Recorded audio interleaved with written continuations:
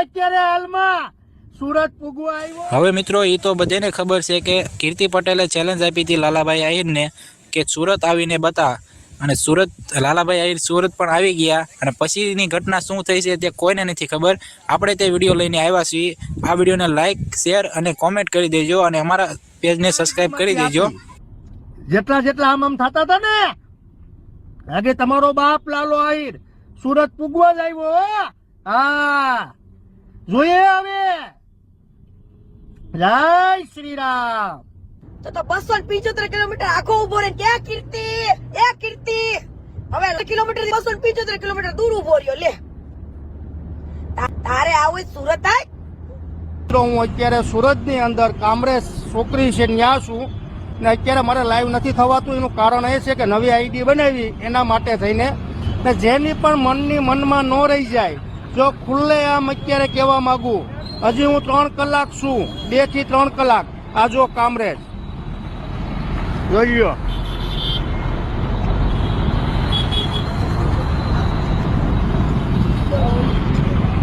આ સુરતની અંદર હું છું હાલમાં મિત્રો। 18 વર્ષને મારે હજી હું કહેવા માંગુ કે મારે વ્યક્તિગત વાંધો છે। જેને પણ કીર્તિ પટેલ તે મોટી મોટી બરારા પાડવાના ન હોય,